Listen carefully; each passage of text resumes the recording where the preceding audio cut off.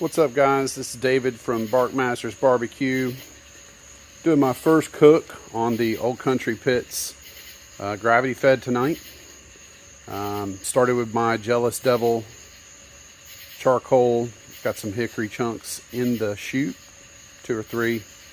In a little bit, once the cooking chamber gets up to temp, I'll put a piece of cherry wood down there in the ash catcher. As you can see, I've got the Fireboard system. It's ticking up.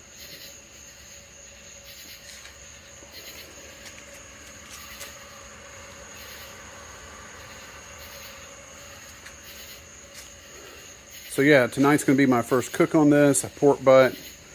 Really wanted to test my overnight process. It's a little after 11 p.m. So I'm hoping to have the pork butt on 11:30, 12 o'clock, whatever, and just see how this goes, how the cook goes.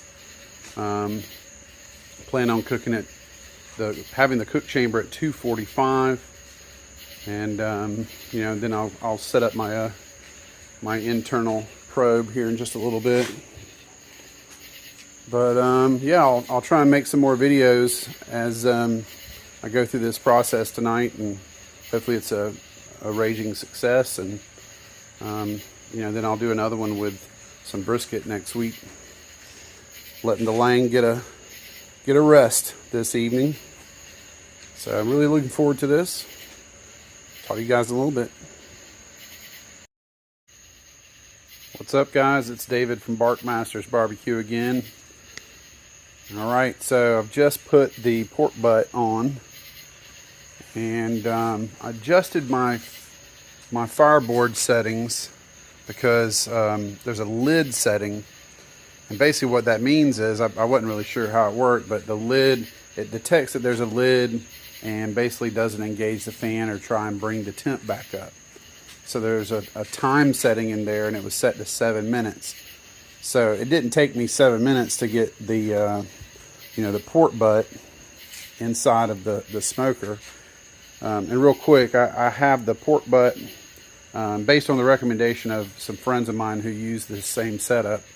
The pork butt is in an aluminum pan and on a wire grate inside that pan, so the air can go underneath it. But so I was able to get the pork butt in there pretty quickly. I haven't really figured out a few things about the temperature probe. It doesn't really sit well on the expanded metal grates, so I may have to look at something. Maybe I'll check some videos and see if any of you guys have come up with a solution. But so anyhow, I adjusted the time out setting for the lid down to 5 minutes and just chilled and waited. And now the fan is kicked back in again, and I've got it set to 230 or 235, I think is what I've got it set to. I originally had it at 245, but I really don't want to run this super high. I want to kind of run it low and slow tonight. Don't want it to get done before I wake up in the morning. But so now the rest of the controls on the Fireboard, like the alerts and when the food's done and all that sort of stuff, is done through the Fireboard app. So I'm going to go inside and sit down and try and figure out the session information and get it all programmed up so that I can go to sleep and then just wake up in the morning and come out and check on this thing. Once it reaches its temperature, or the set temperature that you want your meat, the program automatically goes to 180 degrees, which is the hot hold temperature, which is pretty cool. So anyhow, it's a little after midnight, I believe, check-in, so probably the next check-in will be in the morning. All the locusts flying around here about scared the crap out of me a minute ago. Y'all have a good night.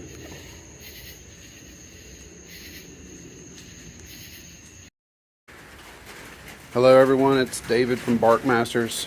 Hopefully you can hear me over this rain on my metal building. But it's about 10 a.m. The following morning after my pork butt's been cooking. Still going strong. Temperature's good. But the pork roast itself has been in the stall for several hours now. I did sleep through, especially with all this rain.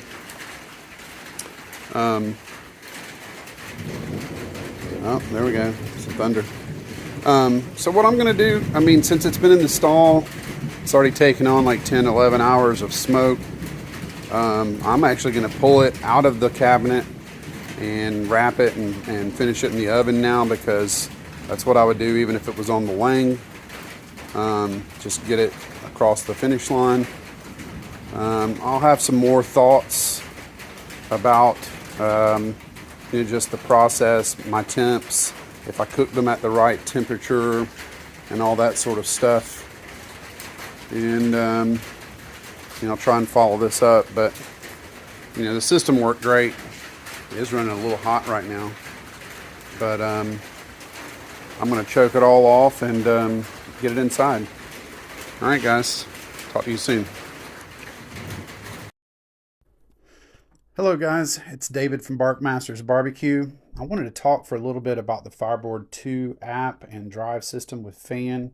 Since I didn't really go into this very much during my other videos, but as you can see here, once I got the two probes, channel 1 and channel 2 represented, plugged in, the system gave me options for alerts as well as programs for the drive system. The drive programs basically state, if you go in and choose them, channel 1, put it at this temperature until this time, or you can even say channel 1, have it at this temperature until channel 2 reaches a certain temperature, and then change. There's lots of options. It's very intuitive. For the cook I did on the pork butt Friday night, started out at 245, but when I actually started cooking, lowered it down to 235. It was a little after 11 o'clock. Really got the pork butt on about 11:44. Fell asleep on the couch for a little while. When I went to bed around 4:30 a.m., I bumped the temperature from 235 up to 240.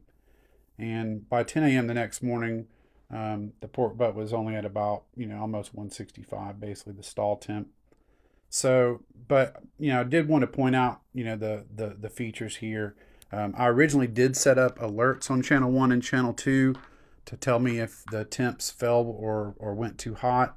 But this thing keeps everything so solid that I really felt there was no need for the alerts, and I didn't want to be woken up if it decided to go to 180 degrees and finish cooking while I was asleep.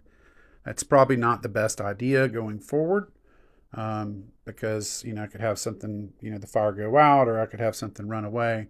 So I'll probably use those alerts a little bit more. But anyhow, the programs are great. You have multiple probes. However many probes you have is how many channels you're going to have. You can see here, you can click on drive and it tells you what the fan was doing in green. I can click it again and it takes channel 2 away and just basically talks about, or just shows you what the temp of the cook chamber did with the fan. And it's really neat. It's a nice little setup. All right, well, I just wanted to talk about this for a second, so stay tuned for the other videos, and I'll talk to you soon.